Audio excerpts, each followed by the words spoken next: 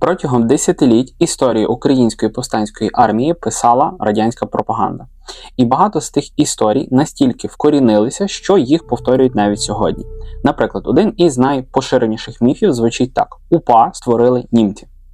Але якщо це правда, тоді виникає одразу логічне просте запитання. Чому вже у 1941 році нацисти почали арештовувати керівників українського визвольного руху? Чому Степан Бандера опинився у концтаборі Заксенгаузен і чому самі нацисти вели бойові дії проти українських повстанців? Очевидно, що реальна історія значно складніша, ніж радянські пропагандистські штами. Навколо УПА десятиліттями створювалися міфи. Частину з них придумали у кабінетах радянських спецслужб, частину активно поширювали у фільмах, підручниках і навіть газетах. І навіть після розпаду СРСР багато з цих міфів продовжують жити. Тому сьогодні ми розберемо 10 найпоширеніших міфів про УПА і подивимося, що про них говорять історичні факти. Деякі з цих фактів можуть вас здивувати. Почнемо з одного з найпоширеніших міфів. Дуже часто можна почути твердження, що українську повстанську армію створили нацисти. Цей наратив активно просувала радянська пропаганда ще з 1940-х років. Логіка пропаганди була проста. Якщо показати УПА як союзників нацистів, то весь український визвольний рух можна дуже легко дискредитувати. Але якщо подивитися на реальні події тих років, картина виглядає зовсім інакше. Українська повстанська армія виникла у 1942 році. Її основою стали підпільні структури організації українських націоналістів і загони самооборони, які діяли на Волині та Поліссі, на той час. Головна мета цих формувань була чіткою – боротьба за незалежну українську державу.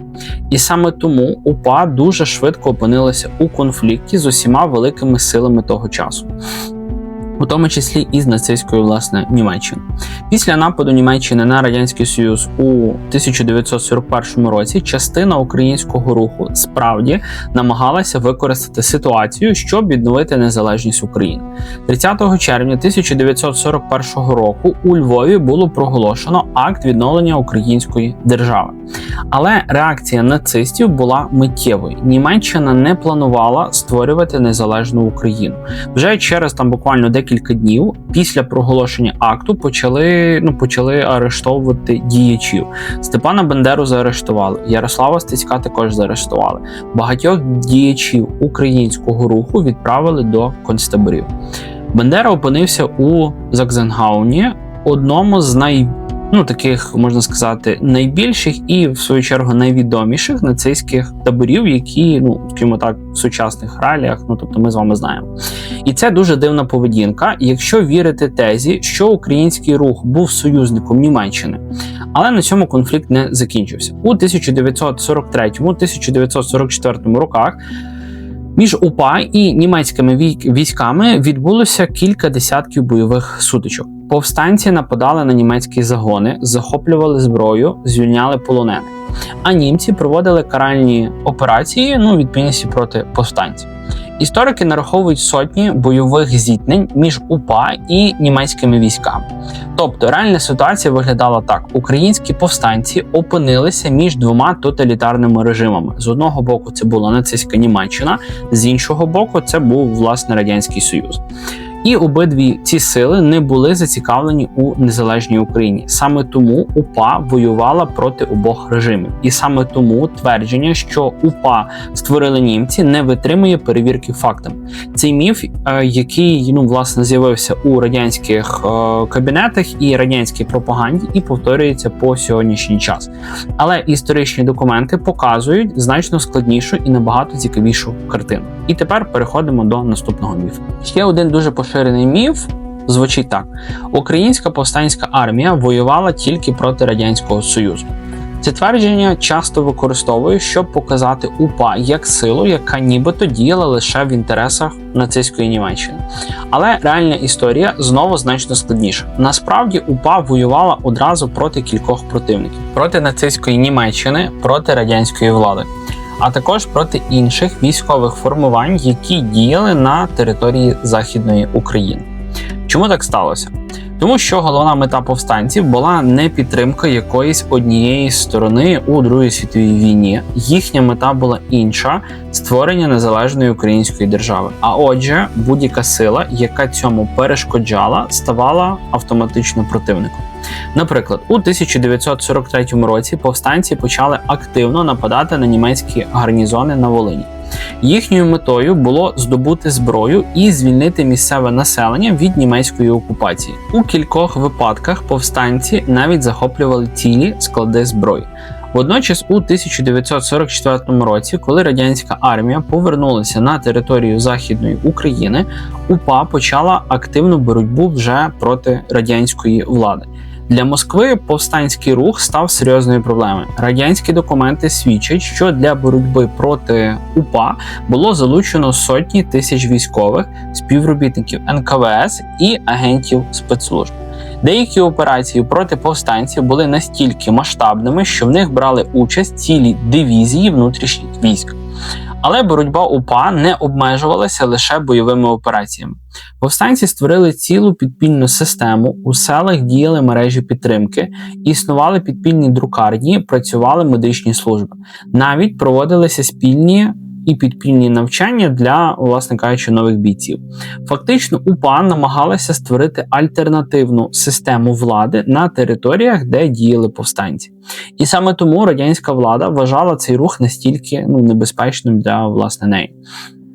У деяких регіонах Західної України боротьба тривала ще багато років після завершення Другої світової війни. Останні великі підпільні структури було ліквідовано лише на початку 1950-х років. Тобто твердження, що УПА воювала тільки проти СРСР, не відповідає історичним фактам. Насправді, повстанці опинилися у ситуації, коли їм доводилося воювати одразу на декілька фронтів.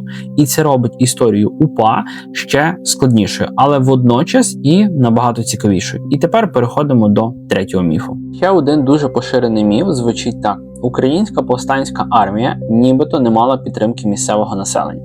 Згідно з цим твердженням, повстанці були невеликою групою людей, які діяли ізольовано і не мали серйозної підтримки серед українців і, власне, місцевого населення. Але якщо подивитися на історичні факти, стає зрозуміло, що така версія виглядає дуже малоймовірною.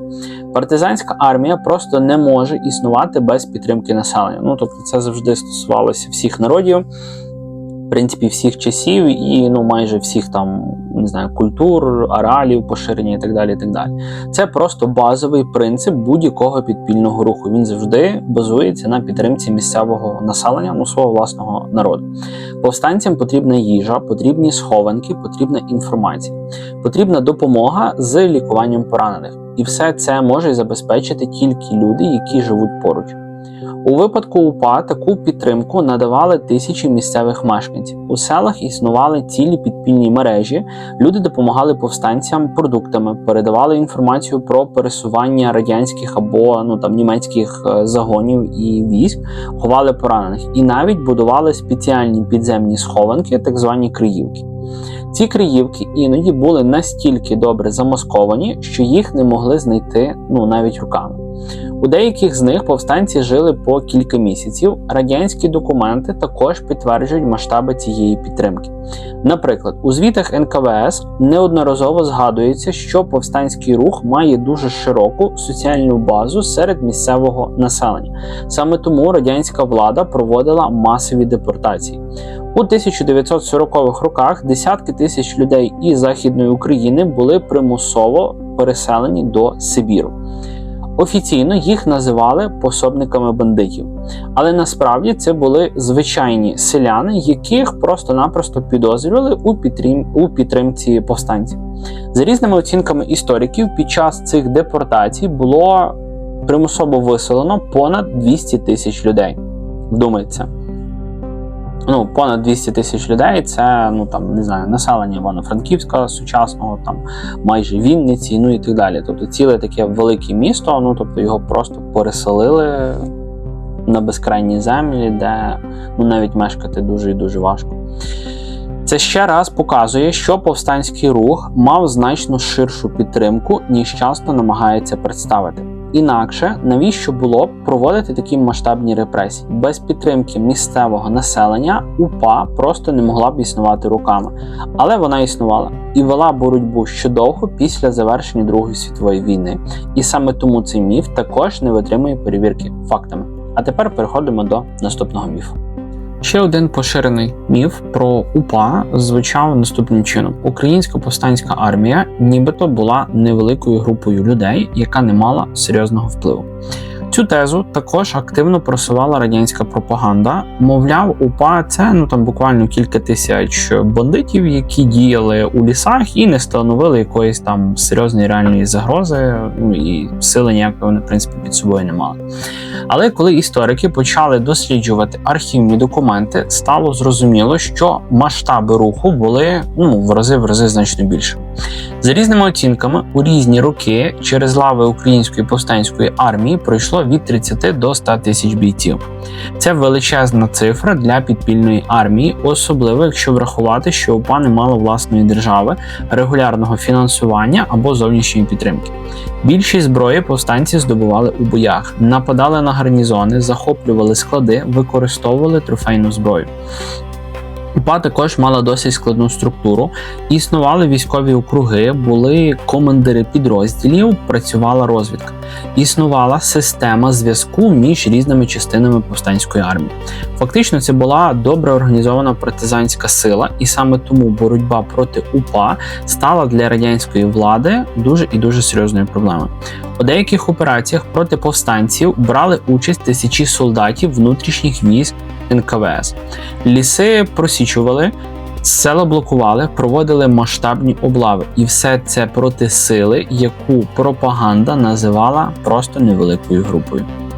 Якщо б УПА справді була маленьким і незначним рухом, навряд чи для боротьби з нею довелося б залучати такі колосальні на той час ресурси. Саме тому історики сьогодні говорять про УПА як про один із найбільших підпільних рухів опору у Європі під час Другої світової війни. І це ще один приклад того, як пропаганда може спрощувати складну історію. Але попереду ще один міф. Наступний вигаданий міф полягає в тому, що історія української повстанської армії закінчилася разом із завершенням Другої світової війни. Багато людей вважають, що після 1945 року повстанський рух просто-напросто зник. Але реальні події показують зовсім іншу картину. Насправді для УПА боротьба тільки починалась. Після того, як радянська влада знову встановила контроль над Західною Україною, повстанці опинилися у новій реальності. Їхнім головним противником став тепер, власне, Радянський Союз. І радянська влада розглядала повстанський рух як серйозну загрозу. Для боротьби з УПА було залучено величезні сили. Підрозділи НКВС, внутрішні війська, агентурні мережі. У лісах проводили масштабні, за своїм розміром, військові операції. Села блокували, шукали криївки. Але попри цей тиск, повстанський рух продовжував своє існування. І боротьба тривала ще багато років після завершення війни. Один із найвідоміших прикладів – це загибель головного командира УПА Романа Шухевича. Він загинув у бою з радянськими спецслужбами 5 березня 1950 року. Якщо ви, до речі, ще не бачили на моєму каналі відео про Романа Шухевича, після цього відео обов'язково перегляньте за Шухевича. Відео досить ємке, досить цікаве, і там, власне, описаний його життєвий шлях, і, власне, його останній бій 5 березня також викладено в цьому відео, тому рекомендую його переглянути, якщо ви ще не бачили. Тобто, через 5 років після завершення Другої світової війни, Роман Шухевич, власне кажучи, і все УПА, воно проводило воєнні дії, кампанії проти Радянського Союзу. І навіть після смерті Романа Шухевича окремі підпільні групи продовжували діяти. І після Шухевича був ще також головнокомандувач УПА, ми йому також приділимо ціле прям окреме відео. Ось, тому підписуйтесь на канал, щоб не пропускати наступні етери. Останні зафіксовані сутички між підпіллям і радянськими силами відбувалися ще на початку 1950-х років. Це означає, що боротьба українського підпілля тривала майже десятиліття після завершення війни. І це ще раз і ще раз показує масштаб і тривалість цього руху. Тому твердження, що УПА зникла у 1945 році, є ще одним просто вигаданим міфом. Реальна історія значно довша і складніша. А тепер переходимо до 6-го міфу. Ще один міф, який часто можна почути, полягає в тому, що українська повстанська армія нібито була хаотичним рухом без чіткої організації. Мовляв, це були просто якісь розрізнені загони, які діяли без єдиного керівництва і без якоїсь військової дисципліни. Просто собі бігали по лісах і побачили представника, скажімо так, радянської влади або нациста і просто в нього собі стріляли. Але історичні документи показують зовсім іншу картину. Насправді, УПА мала досить чітку військову структуру. На чолі армії стояв головний командир. У різні періоди цю посаду займали різні люди. Але найвідомішим командиром став Роман Шухевич, який керував повстанською армією у другій половині 1940-х років. Армія була поділена на військові округи. Кожен округ мав власне командування. Далі структура ділилася на курені, сотні та менші підрозділи. Це була чітка система, яка нагадувала структуру регулярної армії, але адаптована до умов партизанської війни. Крім бойових підрозділів, існували й інші служби. Працювала розвідка, існували підрозділи зв'язку, діяли медичні служби, які лікували поранених бійців. Навіть існували підпільні друкарні, де виготовляли листівки, газети та інші матеріали для пропаганди УПА. УПА також приділяла увагу підготовці своїх нових бійців. Існували спеціальні військові школи, де навчали командирів. Там вивчали тактику партизанської війни, роботу зі зброєю, розвідку і організацію підрозділів. Тобто повстанська армія намагалася створити повноцінну військову систему навіть у дуже складних умовах підпілля. Звичайно, це не була регулярна армія з танками, з авіацією, але для партизанського руху її організація була досить високою. Саме завдяки цій організації повстанці змогли вести боротьбу протягом багатьох років. І саме тому радянським спецслужбам знадобилося так багато часу, щоб знищити цей рух. Отже, твердження, що УПА була хаотичною групою без дисципліни, також є міфом. Але попереду ще один дуже цікавий міф. Ще один поширений міф полягає в тому, що українська повстанська армія нібито не мала чіткої політичної мети. Тобто воювали просто раді самої війни. Мовляв, це був просто військовий рух, який діяв без стратегічного бачення майбутнього. Але історичні документи свідчать про зовсім інше. УПА була частиною ширшого українського визвольного руху. І головна мета цього руху була чітко сформульована: створення незалежної української держави. Тобто це була кінцева мета і кінцева точка для власне діяльності УПА. Ця ідея була ключовою ще з початку ХХ століття. Після поразки Української Народної Республіки у 1920-х роках багато українських політичних діячів продовжували боротьбу у своєму підпіллі. Саме з цього середовища згодом виникли організації, які стали основою визвольного руху під час Другої світової війни. Коли у 1942-1943 роках почала формуватися УПА, вона фактично стала військовою силою цього руху. Тобто, як воно відбувалося. ОУН – це було, так би мовити, ідеологічний такий осередок-центр, і на його базисі, тобто витоки вже переросли в створення УПА, вже, власне, як військових, воєнних, воєнізованих формувань, які вже, не якоюсь агітацією, не розповсюдження пропаганди, листівок, газет, як, власне, діяла ООН, більш така просвітницька діяльність, а УПА вже перейшла більше до таких радикалізмів. І тому скажімо так, і оці всі міфи, і таке більше, така вся пропаганда, більш тоталітарна, вона виливалася саме на УПА в першу чергу. Тобто вона теж отримувала, але трошечки менше все ж таки за УПА. Але паралельно існували й політичні структури. Наприклад, у 1944 році була створена Українська головна визвольна рада. Це був своєрідний підпільний парламент, який координував діяльність визвольного руху. До нього входили політичні діячі, представники різних організацій та командири повстанської армії. Українська головна визвольна рада ухвалювала політичні рішення і намагалася представити український визвольний рух на міжнародній арені. Також у підпіллі створювалися документи, які описували майбутню модель української держави. У цих документах говорилося про демократичні принципи управління, права громадян і розвиток в подальшому української культури. Тобто повстанський рух не мав лише військовий, він мав додатковий і політичний вимір. Його учасники намагалися не просто воювати, а сформувати бачення майбутньої незалежної України. Саме тому твердження, що УПА не мала політичної мети, також не відповідає історичним фактам. Але існує ще один цікавий міф, який часто і дуже часто повторюють. Наступний міф про УПА полягає в тому, що українська повстанська армія діяла лише на території Західної України і не мала ширшого впливу. Часто можна почути, що це був суто регіональний рух, який існував тільки у кількох областях. Буквально Львівська, Івано-Франківська і Тернопільська, і, звичайно, Волинська. Тобто в цих таких 4 західних областях України тільки в ньому було поширено УПА. Основні бази повстанців справді знаходилися у лісах Волині, Полісся та Карпат.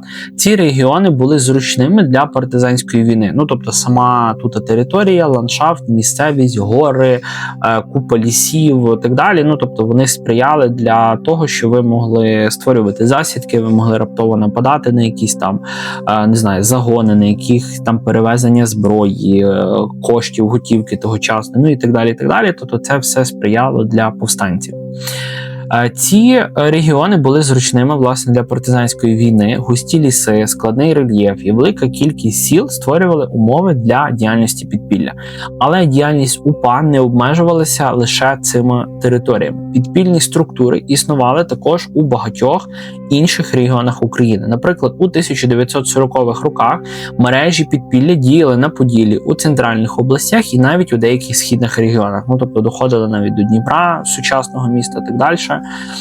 Ось тому УПА воно було поширено на всю, власне, територію України. Звичайно, масштаби цієї діяльності були різними. У Західній Україні рух був найбільш масовим. Тут була найбільша підтримка місцевого населення і, власне, найбільше людей можна було залучати до визвольної боротьби УПА.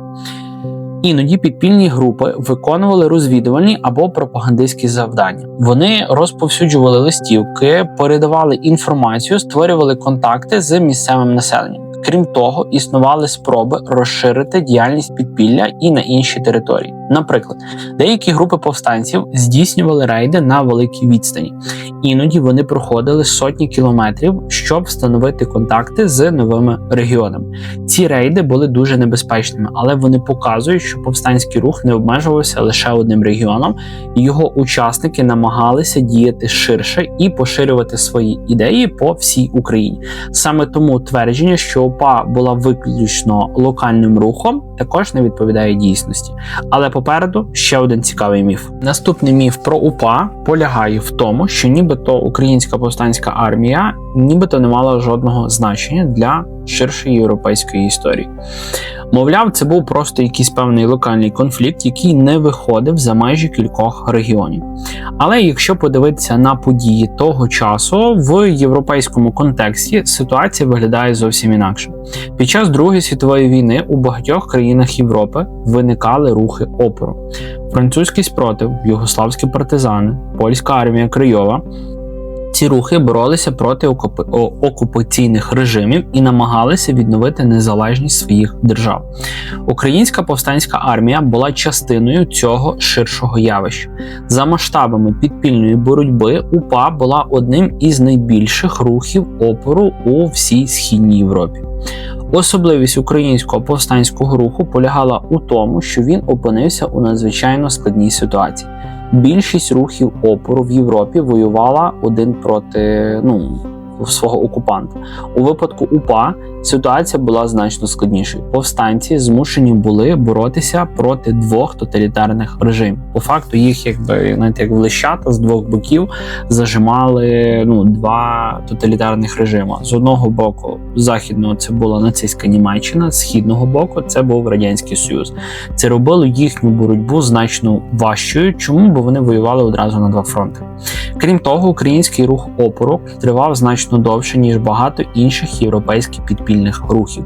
У той час, як більшість рухів опору опинилися, скажімо так, в такій ситуації, що після завершення Другої світової війни війна завершилася, і, власне, їхня боротьба також завершилася.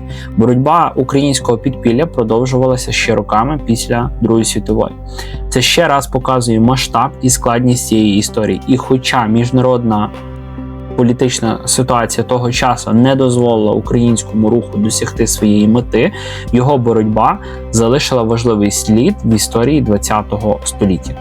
Але існує ще один міф, останній буде в цьому відео, який часто можна почути, і він стосується самого вивчення історії УПА.